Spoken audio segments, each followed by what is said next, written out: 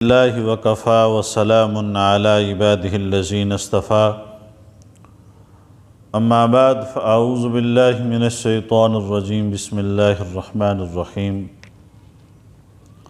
وقرن فی بیوتکن ولا تبرجن تبرج الجاہلیۃ الاولی واقمن الصلاۃ وآتین الزکاۃ وآتین اللہ ورسولہ وقال فی مقام آخر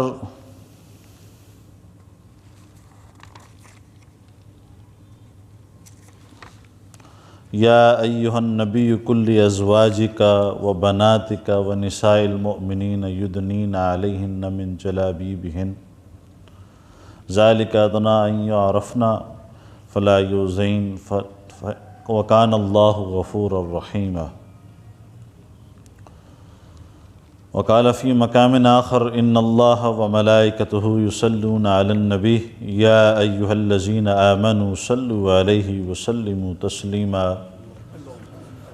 اللہم صل علی سیدنا ومولانا محمد وعلی آل محمد کما صلیت علی ابراہیم وعلی آل ابراہیم انک حمید مجید اللہم بارک علی محمد وعلی آل محمد کما بارکت علی ابراہیم وعلی آل ابراہیم انک حمید مجید اللہم رب اشرح لی صدری ویسر لی امری واحلل عقدۃ من لسانی یفقہوا قولی سبحانک لا علم لنا الا ما علمتنا انک انت العلیم الحکیم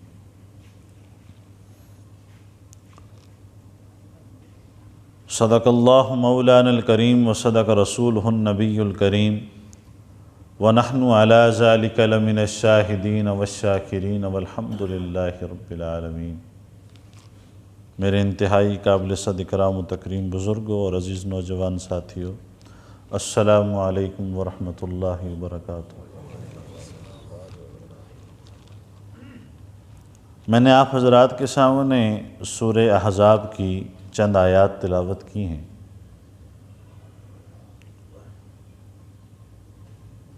اور میں آج انشاءاللہ کوشش کروں گا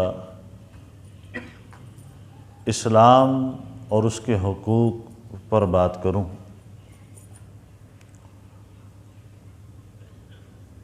اسلام وہ دین ہے اور وہ مذہب ہے اور وہ ضابطۂ حیات ہے جسے اللہ رب العزت نے انسانیت کے عروج کے لیے نازل فرمایا ہے، اور وہ ایسا مکمل ضابطۂ حیات ہے کہ اس ضابطۂ حیات کے بعد دنیا میں پھر کسی اور دوسری چیز کی ضرورت موجود نہیں رہتی۔ اللہ رب العزت انسان کے خالق اور مالک ہیں، وہی رازق ہیں، وہی داتا ہیں، وہی پیدا کرنے والے ہیں، وہی مارنے والے ہیں۔ انسان سانس اللہ کے حکم سے لیتا ہے، جب تک حکم ہے سانس چل رہا ہے۔ جب اللہ رب العزت نہ چاہیں گے تو سانس نہیں چلے گا۔ اس کائنات کا نظام اللہ رب العزت کے حکم سے چل رہا ہے، اللہ رب العزت نہیں چاہیں گے تو نہیں چلے گا۔ انسان کا اپنا کچھ بھی نہیں، مرنا چاہتا ہے مر بھی نہیں سکتا، اور زندہ رہنا چاہتا ہے تو خود سے زندہ بھی نہیں رہ سکتا۔ انسان کا اختیار بے اختیاری چیز ہے۔ انسان زندگی میں بہت سے ایسے موڑ آتے ہیں کہ انسان ایسی کسی بیماری کے اندر مبتلا ہو جاتا ہے کہ جی چاہتا ہے کہ اور چند دن اور جی لے، لیکن وہ اپنی اس خواہش کو عملی جامہ نہیں پہنا سکتا، اور زندگی کے چند لمحات ایسے آتے ہیں کہ زندگی اسے مایوسیوں کے گھٹا ٹوپ، اندھیروں اور تاریکیوں اور گڑھوں کے اندر گرا دیتی ہے۔ جی چاہتا ہے بس ابھی زمین پھٹے اور میں دھس جاؤں، ایسا بھی نہیں ہو سکتا۔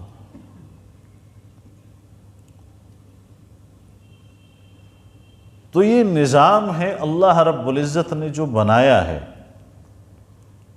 انسان نہ اپنی مرضی سے اس دنیا میں آیا ہے اور نہ اپنی مرضی سے اس دنیا سے جا سکتا ہے۔ انسان کے آنے سے پہلے خالق لم یزل نے اس کے آنے کا، اس کے اٹھنے، کھانے پینے، سونے جاگنے کا اور زندگی کا ایک سارا طریقہ لکھ کر لوح محفوظ پر محفوظ کر دیا ہے۔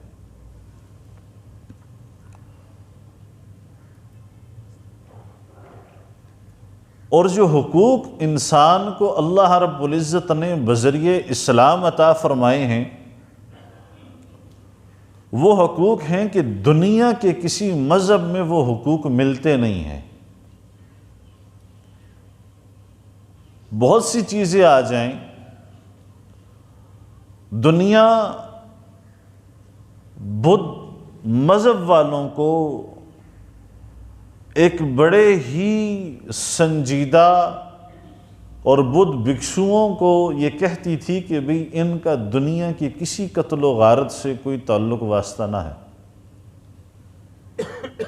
لیکن برما کے اندر سب سے زیادہ مسلمانوں کو ذبح کرنے والے یہی بدھ تھے۔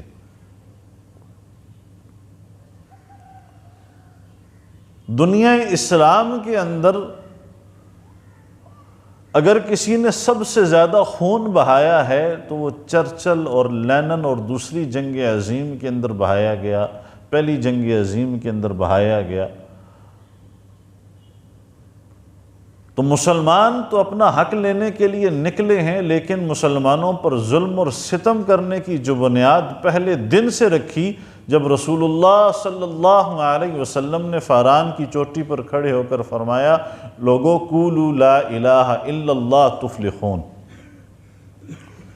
میں تمہیں سب بتوں سے ہٹا کر ایک رب کے سامنے اور رب کی عبادت کے لیے مبعوث کیا گیا ہوں، تو سب سے پہلے اس چیز سے اختلاف کرنے والے بھی مشرکین مکہ تھے۔ اور جیسے جیسے اسلام آگے چلتا چلا جا رہا ہے، تکلیفیں بڑھتی چلی جا رہی۔ ہونا تو یہ چاہیے تھا کہ اس ظلمت اور تاریکی کی اٹاٹوک گہرائیوں کے اندر اسلام جب آیا روشنی کی صورت میں، تو اس کو ہر ایک اپنے حساب سے قبول کر لیتا اور اس کی افادیت کو سمجھ لیتا، اور افادیت کو سمجھنے کے بعد وہ عالمگیریت اور جو افاقیت اسلام کی ہے اس میں وہ شامل ہو جاتا۔ لیکن نہیں، اب بات کرتے ہیں حقوق کی طرف۔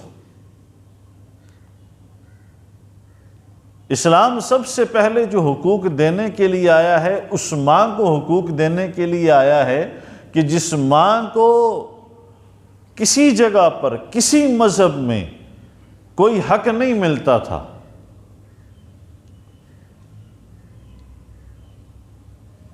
اس بہن کو حق دینے کے لیے آیا ہے کہ جس بہن کے سر پر دوپٹہ دینے کے لیے کوئی تیار نہیں تھا،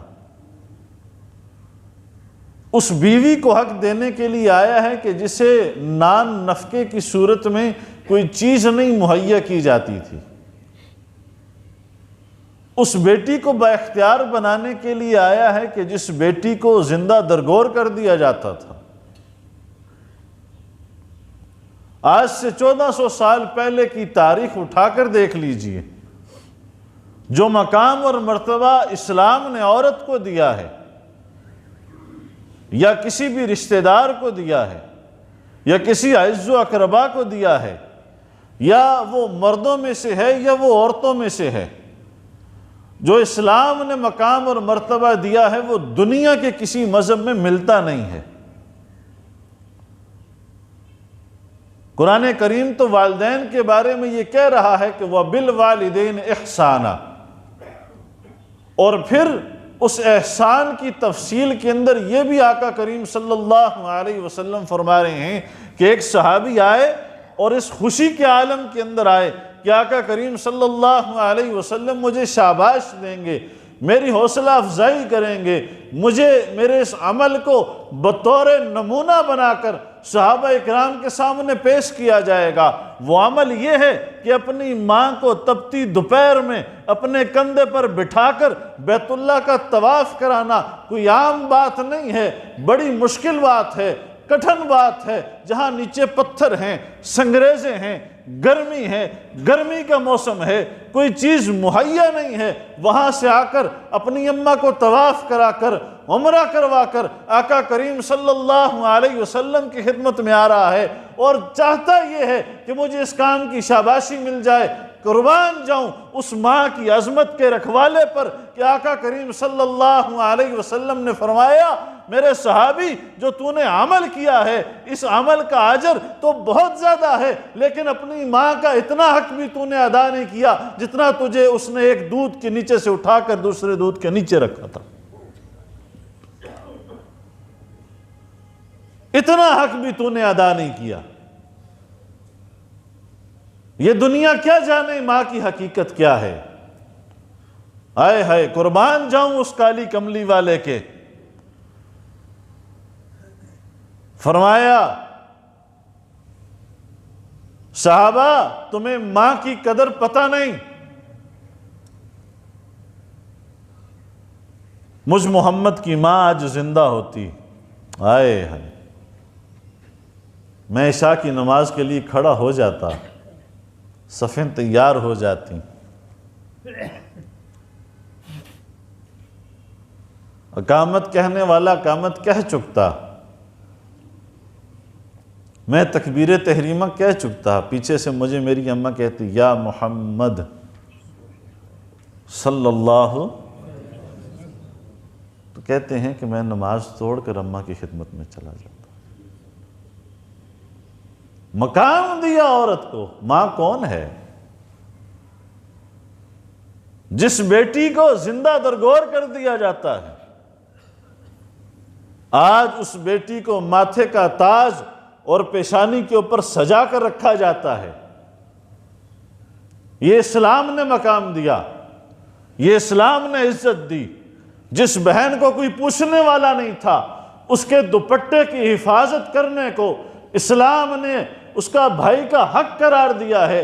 جس بیوی کو کوئی نان نفقہ دینے والا کوئی نہیں تھا، ایام مخصوصہ کے اندر اسے جنگلوں میں بھیج دیتے، اسے بند کر دیتے، اسے کمرے کے اندر بند کر کے کھانا کتوں کی طرح اس کے سامنے پھینکا جاتا تھا۔ آج اس عورت کو خاوند کے ساتھ، باپ کے ساتھ، بھائی کے ساتھ، بیٹے کے ساتھ لا کر اسی برابری کی اس پر بٹھانے والا اسلام ہے۔ اسلام نے یہ حقوق دیے، اور ویسے بات نہیں کر رہا۔ سورہ احزاب کے اندر اللہ رب العزت فرما رہے ہیں ان المسلمین والمسلمات والمؤمنین والمؤمنات والقانتین والقانتات والصادقین والصادقات والصابرین والصابرات والخاشعین والخاشعات والمتصدقین والمتصدقات والصائمین والصائمات والحافظین فروجہم والحافظات والذاکرین اللہ کثیرا والذاکرات۔ 10 خوبیاں بیان کی جا رہی ہیں، 10 صفات بیان کی جا رہی ہیں۔ بیان کرنے والی ذات میرے رب کی ہے، بیان امت کے لیے کی جا رہی ہیں، اور اس میں کوئی تخصیص نہیں رکھی جا رہی کہ ایمان لانے میں مرد زیادہ فضیلت والے ہیں یا عورتیں زیادہ فضیلت والے ہیں۔ اپنے ایمان کا حصہ ہے، اپنا اسلام کا لانا ہے۔ اسلام لانے میں جہاں مرد فضیلت والے ہیں وہاں عورتیں بھی فضیلت والی، عورتیں بھی فضیلت والی۔ اللہ اکبر۔ پھر فرمایا ایمان لانے والے مرد، ایمان لانے والی عورتیں، قناعت کرنے والے اور فرما بردار مرد، فرما بردار عورتیں، صبر کرنے والے مرد، صبر کرنے والی عورتیں، اللہ سے ڈرنے والے مرد، اللہ سے ڈرنے والی عورتیں، اور صدقہ کرنے والے مرد، صدقہ کرنے والی عورتیں، روزہ رکھنے والے مرد، روزہ رکھنے والی عورتیں، اور اپنی شرمگاہوں کی حفاظت کرنے والے جہاں مردوں کا ذکر فرمایا ہے وہیں اللہ رب العزت فرما رہے ہیں وہ عورتیں جو اپنی شرمگاہوں کی حفاظت رکھتی ہیں وہ بھی اسی طرح قابل قبول ہیں، قابل عمل ہیں، اور انہوں نے وہی مقام اور درجات کو اپنایا ہوا ہے کہ جو اللہ رب العزت نے مردوں کو عطا فرمایا۔ آج کن حقوق کی بات ہو رہی ہے؟ حقوق تو اللہ رب العزت نے عطا فرمائے ہیں۔ الرجال قوامون علی النساء، یہ اللہ رب العزت کا کلی فیصلہ ہے۔ مردوں کو حکم بنایا ہے، عورتوں کو محکوم بنایا، لیکن ایسا بھی نہیں کیا کہ کہیں کسی جگہ پر کوئی اٹھ کر کسی کی حق تلفی کر دے تو اس کو اسلام کے سر پر تھوپنا یہ ٹھیک نہیں ہے۔ کسی جگہ پر کسی بھائی نے اپنی بہن کو حق نہیں دیا تو مورد الزام اسلام ہوگا؟ ہیں جی؟ کسی باپ نے اپنی بیٹی کو حق نہیں دیا تو مورد الزام اسلام ہوگا؟ یہ کیا بکواسات سکھائے جا رہے ہیں؟ اللہ رب العزت تو فرما رہے ہیں اے نبی، اسی کے اندر اگلی آیت، یا ایھا النبی کل ازواجک، نبی کی بیویوں سے زیادہ فضیلت والا کوئی ہے؟ جی؟ اگر کائنات میں کوئی فضیلت والا ہے تو نبی کی بیویاں ہیں۔ اگلے نمبر پر کل ازواجک و بناتک، ہائے ہائے، پہلے نبی کی بیویاں، پھر نبی کی بیٹیاں، پھر نبی کی بیٹیاں، تیسرے نمبر پر وَنِسَاءِ الْمُؤْمِنِينَ، ایمان والوں کی بیویاں۔ آگے ہے یدنین علیہن من جلابیبہن، ان سے کہہ دو بڑا پردہ، بڑا گھونگھٹ وہ اپنے چہروں پر اور پورے جسموں پر لٹکا کے رکھیں۔ اور پھر آگے یہ امر اس کے لیے ہے کہ موجب شناخت اور امتیاز نہ ہو، موجب شناخت اور پتہ نہ چلے بھرکے میں کون ہے، اس چادر کے نیچے کون ہے،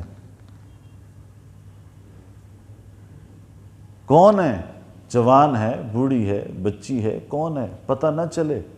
یہ ہے اصل میں اسلام۔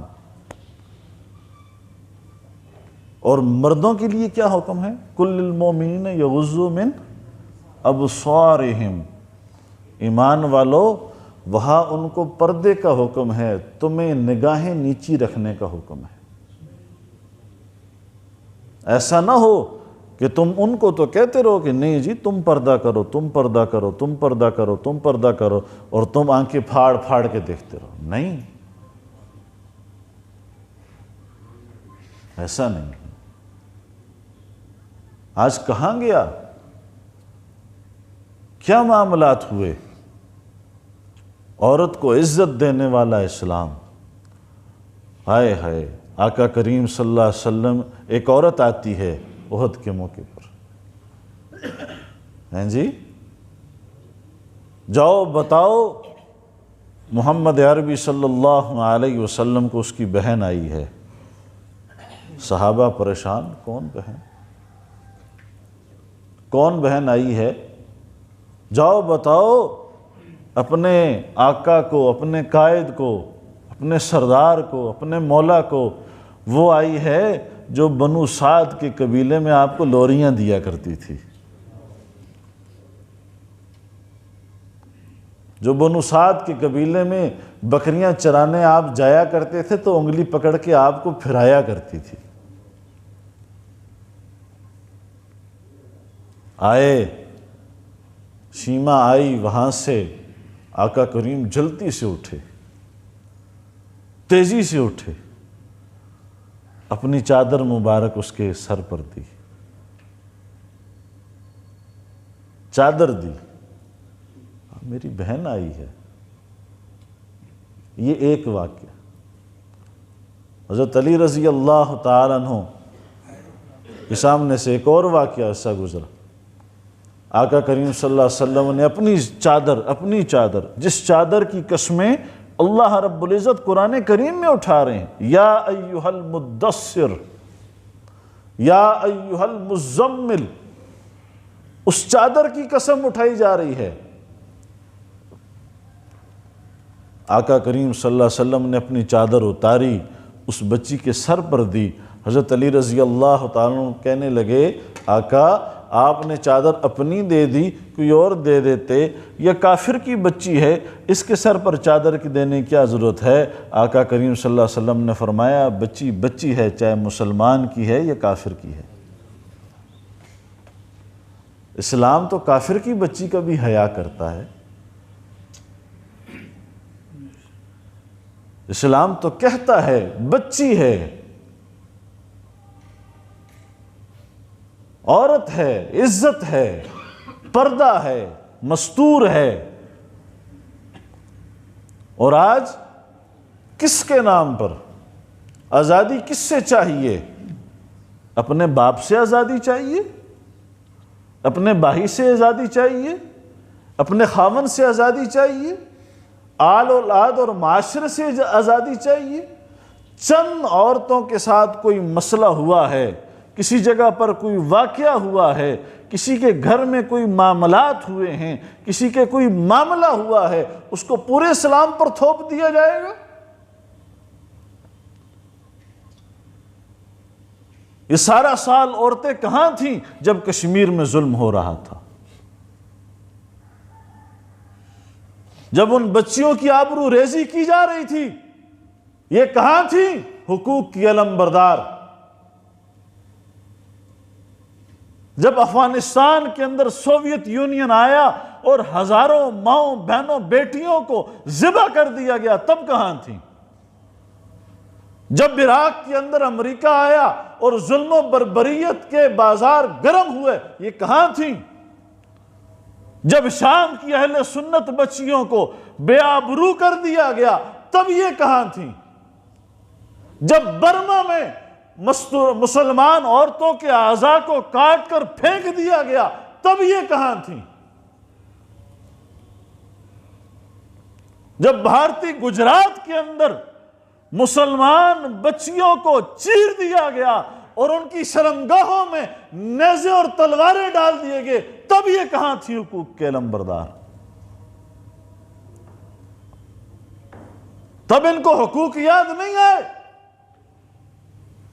آج یورپ کے اندر، آج امریکہ کے اندر ایک دن میں ہزاروں خواتین کے ساتھ زنا بالجبر ہو رہا ہے، ریپ کیسز ہو رہے ہیں، بچیاں بن باپ کے حاملہ ہو رہی ہیں، شادیوں کے بغیر حاملہ ہو رہی ہیں۔ وہاں تو انہیں کوئی قانون نہیں نظر آیا۔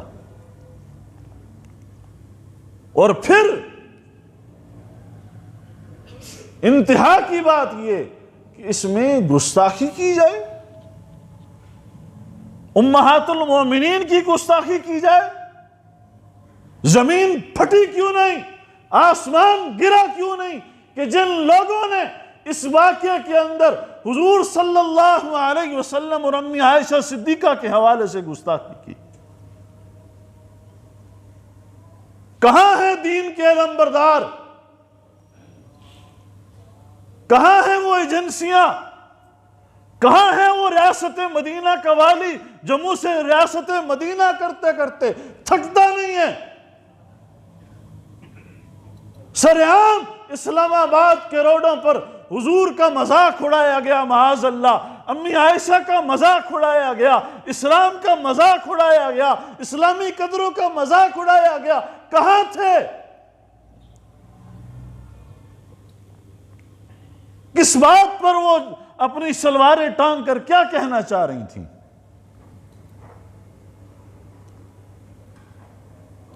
اسلام نے حق دیا، اسلام نے عزت دی، اسلام نے عفت دی، اسلام نے پاکیزگی دی۔ کوئی اگر کسی کو حق نہیں دیتا تو اس میں اسلام کا کیا قصور ہے؟ جائیے نا باہر وراثت کے اندر کسے ملتا ہے؟ امریکہ میں جائیے، یورپ میں جائیے، انڈیا کے اندر جائیے کہ مسلمان تو دور ہیں، ہندوؤں کو ان کی خامدوں کے ساتھ نہیں کر دیا جاتا، جلا دیا جاتا ہے۔ اس بیوہ سے جو کسی ہندو کی بیوہ ہے وہ کسی اور سے شادی نہیں کر سکتی۔ عیسائیت کے اندر بیوہ کسی اور سے شادی نہیں کر سکتی، یہودیت کے اندر بیوہ کسی اور سے شادی نہیں کر سکتی۔ بیوگی کی صورت کے اندر ساری زندگی وہ گزار دے، اس کا گزارنا قبول ہے، اس کے حقوق کے لیے تم بات نہیں کر سکتے۔ اسلام نے تو وہ حق دیے ہیں، اسلام نے تو وہ حقوق دیے ہیں کہ آقا کریم صلی اللہ علیہ وسلم نے فرمایا کہ جس شخص نے 2 بچیوں کی پرورش کی، انہیں پرورش کرنے کے بعد، دین سکھلانے کے بعد اگلے گھر روانہ کر دیا، کل قیامت کے دن اللہ رب العزت کے عرش کے نیچے وہ اور میں ایسے کھڑے ہوں گے۔ انگلی سے اشارہ کر کے فرمایا یہ ہے اسلام۔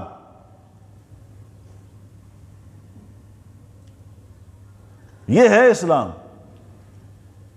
جس آزادی کو یہ مانگ رہی ہیں وہ آزادی کیا ہے؟